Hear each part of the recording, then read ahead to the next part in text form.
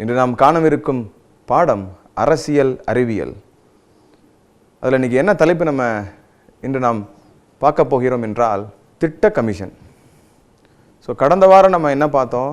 திட்ட கமிஷனோட வேலைகள் சுதந்திரத்திற்கு முன்பு. ஸோ இப்போ என்ன பார்க்க போகிறோம் அப்படின்னா, சுதந்திரத்திற்கு பிறகு திட்ட கமிஷனின் முறை.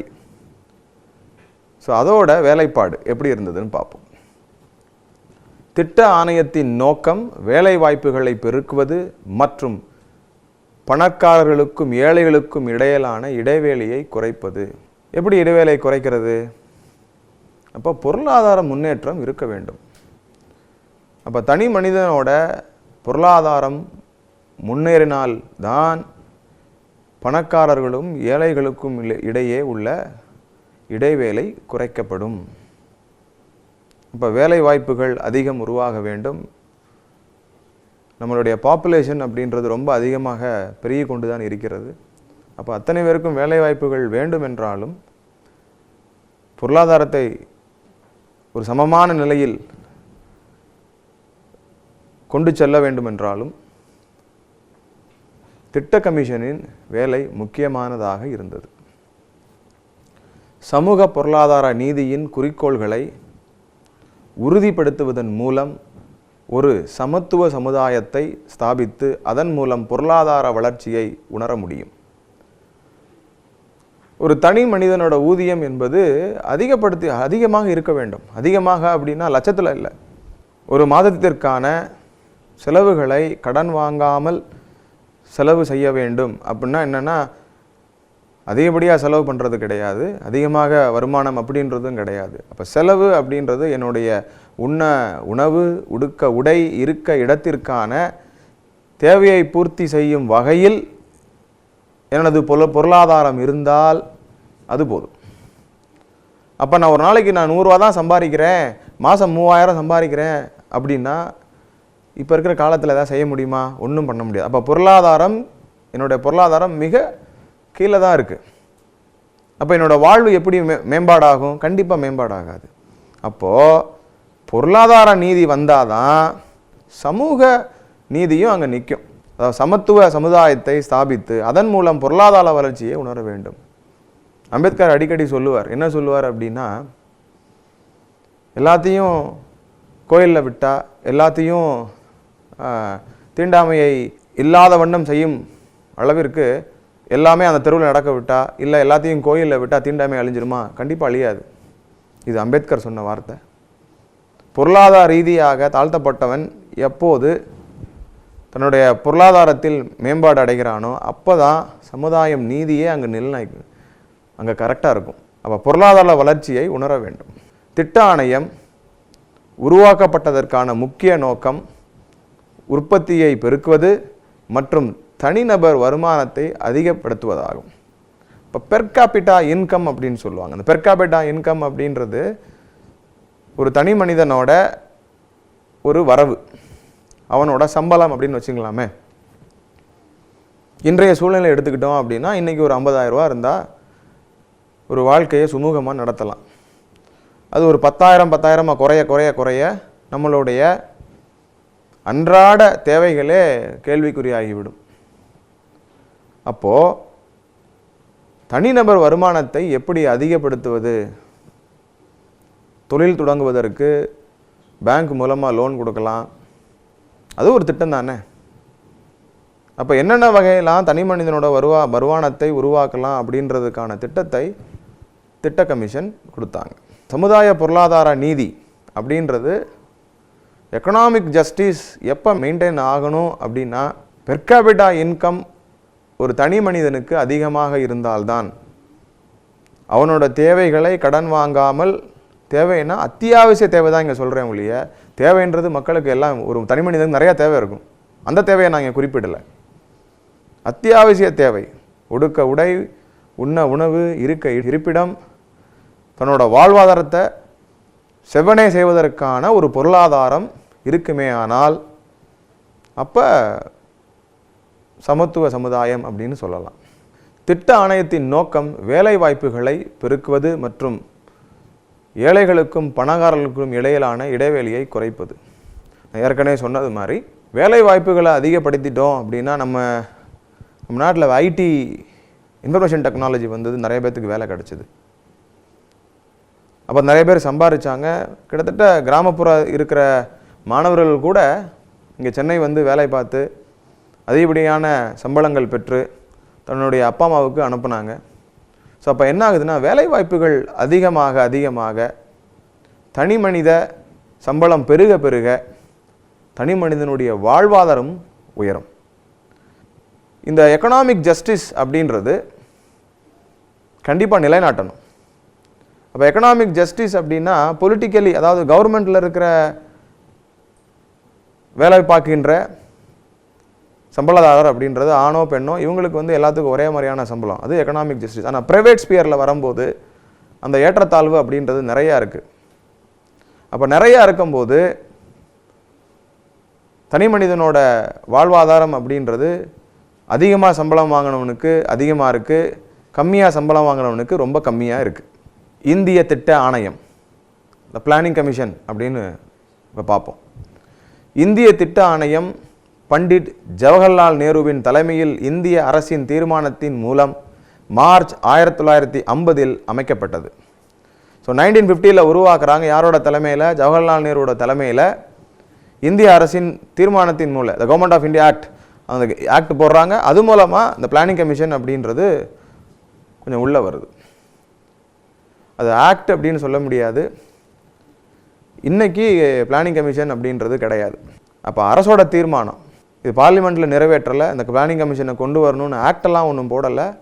இது கவர்மெண்ட்டோட ஒரு டிசிஷன் மூலமாக இந்த பிளானிங் கமிஷன் அப்படின்றது வருது. இன்றைக்கி பிளானிங் கமிஷன் அப்படின்றது கிடையாது.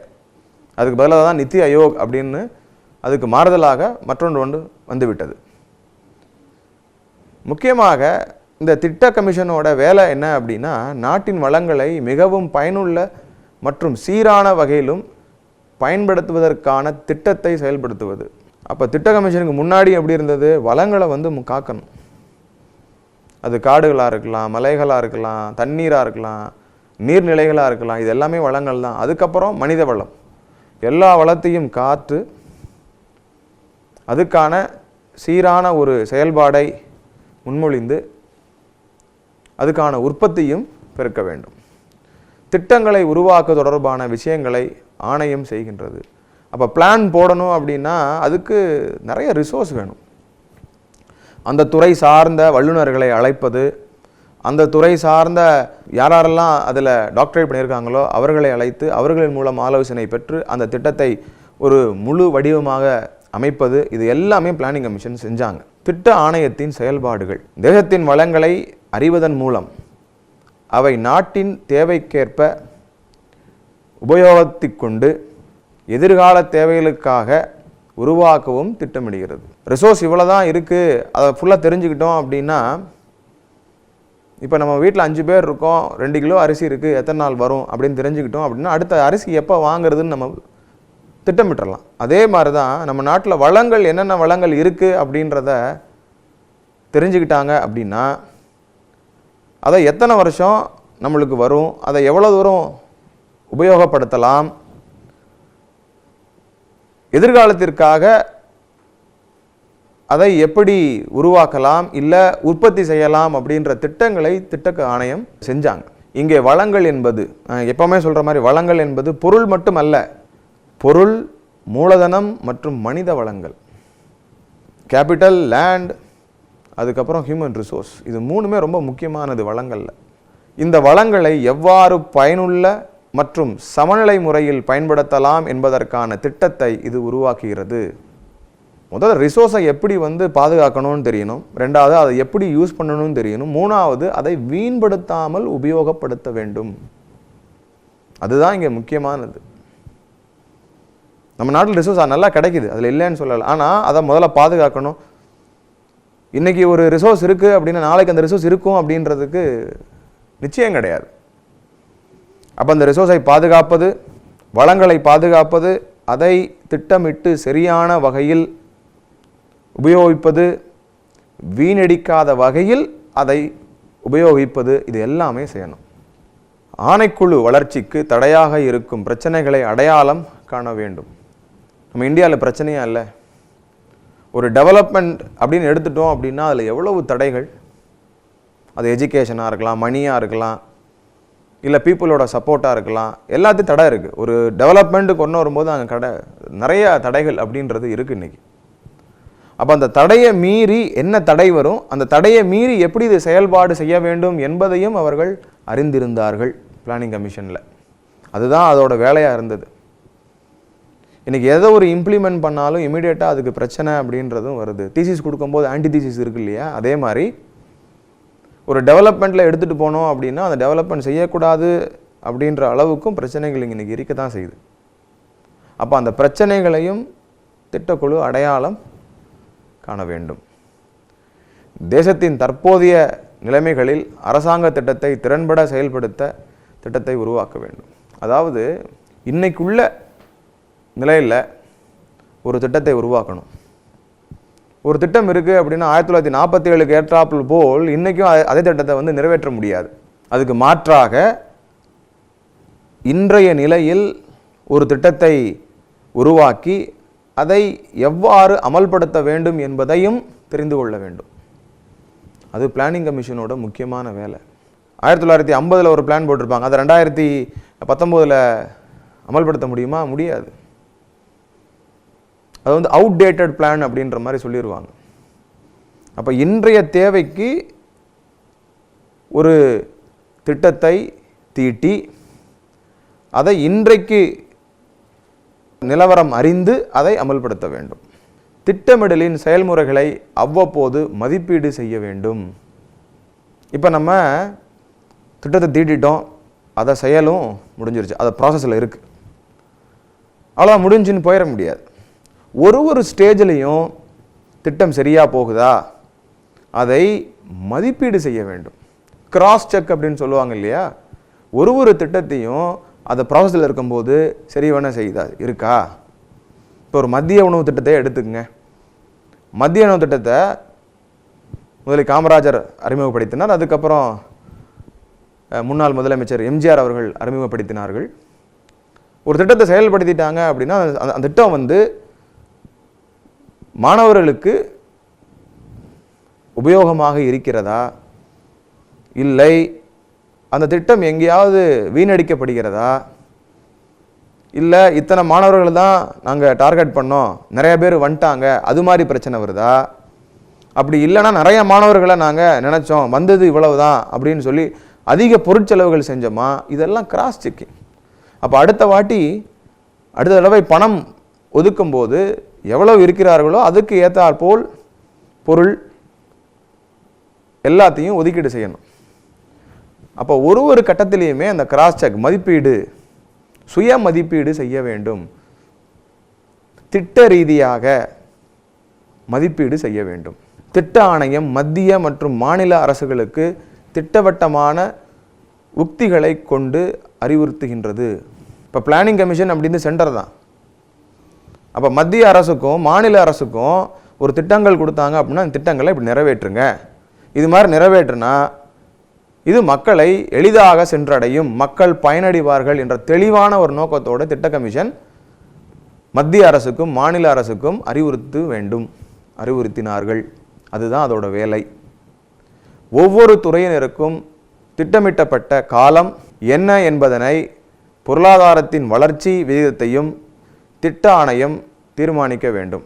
இப்போது growth ரேட்டுன்னு இருக்கு. ஒரு ஸ்கீம் எடுத்துகிட்டு போனோம் அப்படின்னா ஸ்வச்சா பாரத்தை எடுத்துக்குவோம்.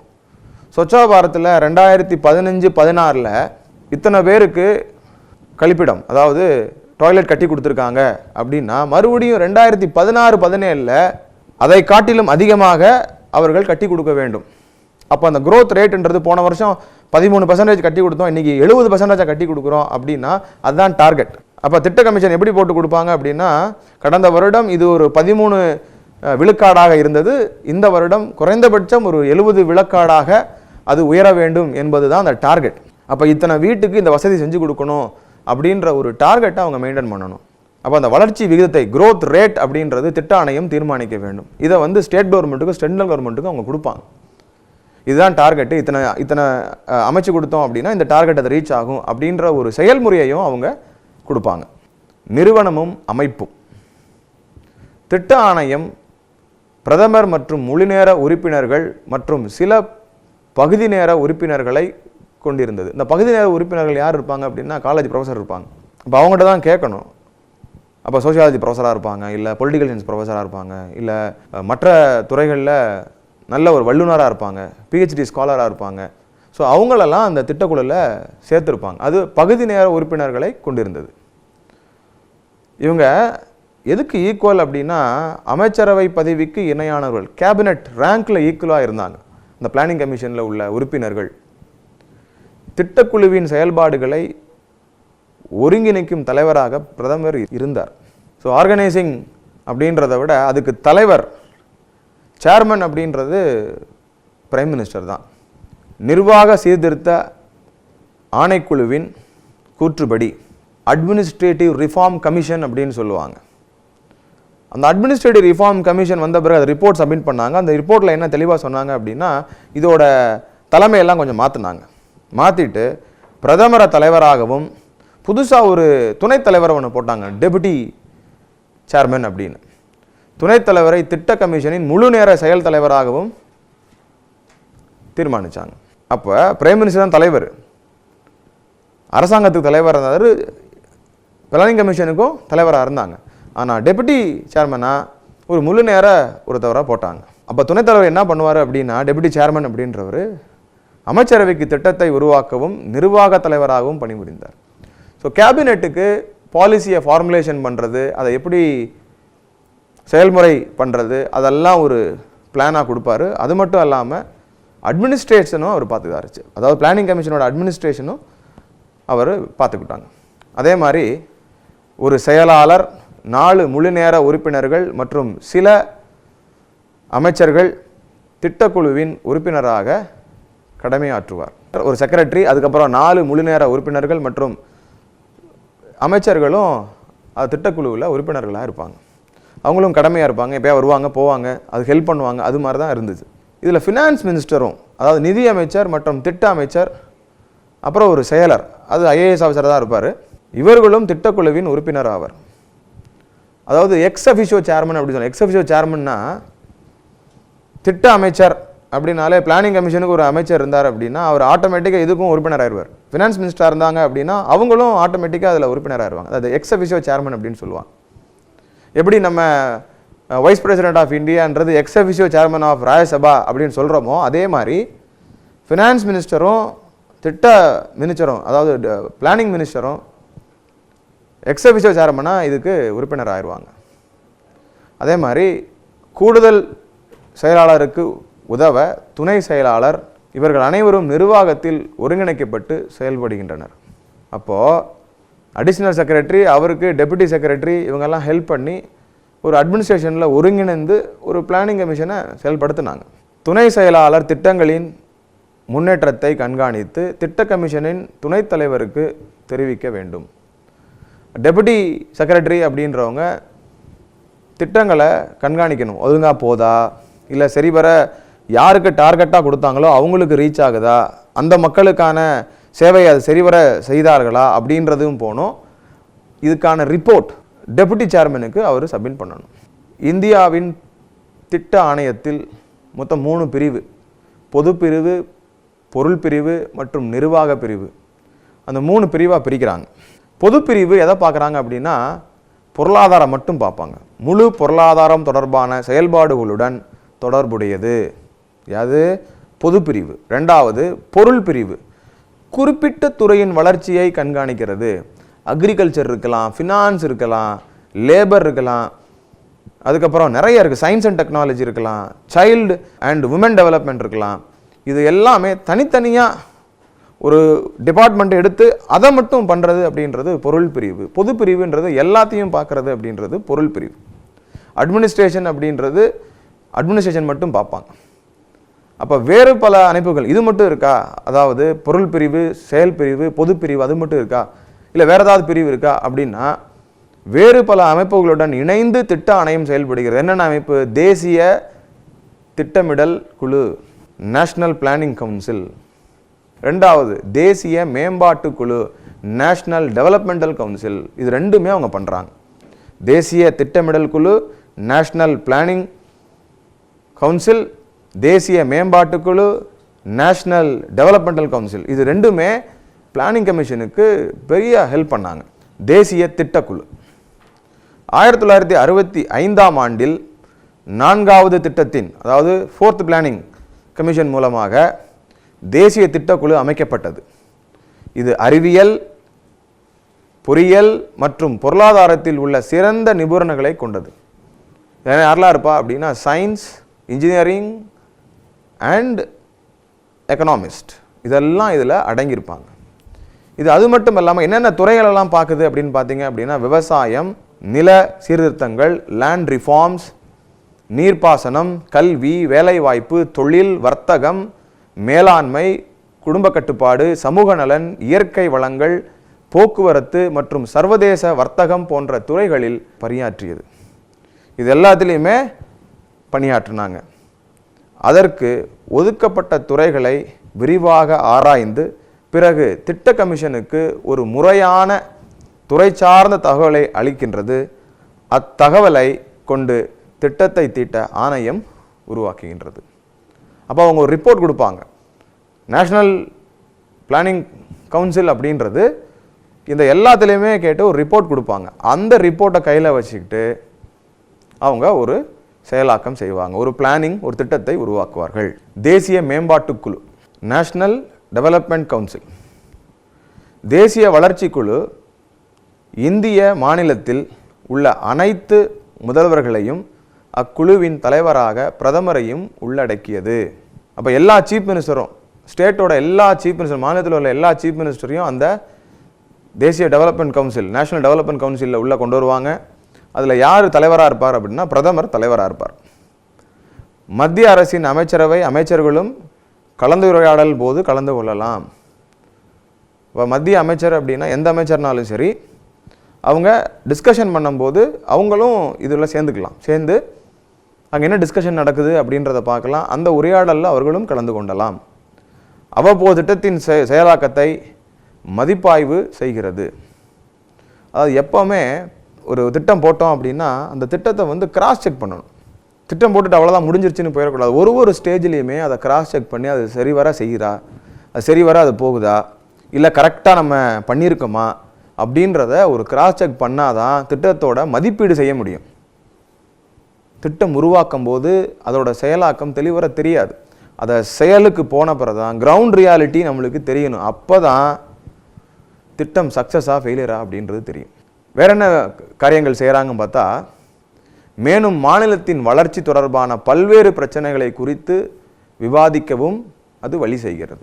ஒரு ஸ்டேட்டில் என்னென்ன பிரச்சனைலாம் இருக்கோ அந்த பிரச்சனையெல்லாம் அதை எடுத்து அதுக்கு விவாதம் நடத்தி ஒரு சொல்யூஷன் கொண்டு வரதும் அவங்க செய்கிறாங்க. திட்டத்தை திறம்பட செயல்படுவதற்கான பரிந்துரையை அரசிடம் தெரிவிக்கிறது. அப்போ திட்டத்தை செயல் பண்ணுறாங்க அப்படின்னா அதை அரசிட்ட சொல்லணும். இது மாதிரி ஒரு பிளான் இருக்குது, இது மாதிரி ஒரு ப்ராப்ளம் இருக்குது, அந்த ப்ராப்ளத்துக்கு இதுதான் சொல்யூஷன், இதுதான் தீர்வு அப்படின்றதும் அவங்க கொடுக்கணும்.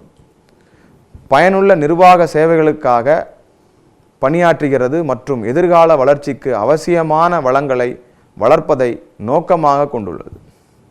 இன்றைக்கி ரிசோர்ஸ் டெவலப்மெண்ட் அப்படின்றது ரொம்ப முக்கியம். பெட்ரோல் வாங்கிட்டு இருந்ததை பார்த்துட்டு இப்போ எலக்ட்ரிசிட்டிக்கு மூவ் ஆகிறாங்க, எலக்ட்ரிக் வெஹிக்கிளுக்கு மூவ் ஆகிறாங்க. ஏன்? இன்னும் கொஞ்சம் நாளில் பெட்ரோல்லாம் தீர்ந்து போயிடும். இப்போ பெட்ரோல் தீர்ந்து போயிடுச்சு அப்படின்னா அப்போது ஆராய்ச்சி பண்ணியிருக்காங்க, அந்த வளங்களை அளந்துருக்காங்க. அப்போ கொஞ்சமாக நம்மளே மாற்றிக்கணும். ரெண்டாவது மாசுபடிதல். ஸோ இதெல்லாம் கணக்கில் கொண்டு நம்ம ஹைப்ரிட் வெஹிக்கிள், அதாவது இப்போ எலக்ட்ரிசிட்டி வெஹிக்கிளுக்கு கொஞ்சம் கொஞ்சமாக மாறுறோம். எலக்ட்ரிக் கார் வந்துருச்சு, எலக்ட்ரிக் ஸ்கூட்டர் வந்துருச்சு, நிறையா வந்துருச்சு. அப்போ ஏன் அப்படின்னா பெட்ரோல் டீசலை தவிர்த்து விட்டு அதற்கு மாற்றாக வேறொரு எனர்ஜி சோர்ஸை தேடி போகிறோம். நம்ம இப்போ சோலார் அப்படின்னு எடுக்கிறோம், சூரிய ஒளியை வைத்து நம்ம கரண்ட் தயாரிக்கிறோம். கொஞ்சம் காஸ்ட்லியாக இருக்குது, ஆனால் இன்னுமே ஃப்யூச்சரில் எதிர்காலத்தில் அதுதான் நம்மளுக்கு வரும் போல தெரியுது. அப்போ என்ன ஆகுது அப்படின்னா வளங்களை வளர்ப்பது, அதை பாதுகாப்பது, அதை எதிர்காலத்திற்கு கொடுப்பது எப்போவுமே செல்ஃபிஷாக சுயநலமாக நம்ம இது நம்மளே யூஸ் பண்ணிக்கக்கூடாது. எதிர்காலத்துக்கும் நம்ம விட்டு செல்லணும். அதுதான் ஒரு சிறந்த சமுதாயத்தோட ஒரு விளக்கமாக இருக்கும், ஒரு எடுத்துக்காட்டாக இருக்கும். இன்றைக்கே முடிச்சுட்டு இன்றைக்கே எல்லாத்தையும் காலி பண்ணிட்டு போயிடலாம் அப்படின்னா அது நல்ல சமுதாயம் கிடையாது. நம்மளுடைய எதிர்கால சங்கதிகளுக்கு நாம் விட்டு செல்வது என்ன அப்படின்னா வளங்களையும் தான். இன்றைக்கி சிட்டுக்குருவி அப்படின்றது நம்மளுடைய அர்பன் சென்டரில் எங்கேயுமே இல்லை, காக்கா மட்டும்தான் இருக்குது. ஊட்டி கொடைக்கானல் போனால் மட்டும்தான் அந்த சிட்டுக்குருவி அப்படின்றத பார்க்க முடியுது, ஊர்களில் பார்க்க முடியுது. அப்போ அது ஒரு வளம் தான். வளம் அப்படின்றது பொருள் வளம், மனித வளம், எல்லாமே வளம் தான். வளம் அப்படின்றது ஃப்யூச்சருக்காக கொஞ்சம் விடணும். அப்போது இவங்க என்ன பண்ணுறாங்க அப்படின்னா வளங்களை வளர்ப்பது, எதிர்காலத்திற்காக வளர்ச்சிக்கு அதை உற்பத்தி செய்வது எல்லாமே பண்ணுறாங்க. மரமே இல்லைன்னா நினச்சி பாருங்கள், மழை வருமா? மழை வராது. அப்போ மரங்கள் வேண்டும். இன்றைக்கி வீடு கட்டணும், ஒரு கதவு செய்யணும் அப்படின்னா மரம் வேணும், இல்லைன்னு சொல்லலை. அப்போ மரம் வெட்டினா, ஒரு மரம் வெட்டினா கிட்டத்தட்ட 100 மரம் நடணும். அதுதான் ரிசோர்ஸ் மொபிலைசேஷன், ரிசோர்ஸ் டெவலப்மெண்ட். அது என்ன ஆகும்? இன்னொரு 50 வருஷத்தில் அது மரமாக வரும். அப்போ தானே அடுத்த வீடு கட்ட முடியும், அடுத்த கதவு நம்ம செய்ய முடியும். அப்போ நம்ம அந்த 100 மரம் நடலை அப்படின்னா அது ரிசோர்ஸ் அடுத்த ஜென்ரேஷன் கொடுக்க முடியாது இல்லையா? ஸோ அதைத்தான் இவங்க செஞ்சாங்க. அன்பான மாணவர்களே, நம்ம இன்றைக்கி திட்ட கமிஷனோட சுதந்திரம் அடைந்த பிறகு திட்ட கமிஷன் அப்படின்றது எப்படி இருந்தது, அதோட வளர்ச்சி பார்த்தோம். ஸோ கண்டிப்பாக அதை புரிஞ்சிருக்கும் உங்களுக்கு. ஸோ பிளானிங் கமிஷன் அப்படின்றது எல்லாத்துலேயும் முக்கியமானது, ரொம்ப பேஸானது. ஏன்னா ஒரு திட்டம் இல்லை அப்படின்னா அந்த காரியம் சரிவர நடக்காது. இப்போ பிளானிங் கமிஷன் இல்லை அப்படின்னா இப்போ நித்தி ஆயோக் அப்படின்னு இருக்குது. சுதந்திரம் 1950லேருந்து பிளானிங் கமிஷன் இருந்தது. அப்போ இதெல்லாம் நம்மளுக்கு பார்த்தோம். நன்றி, வணக்கம்.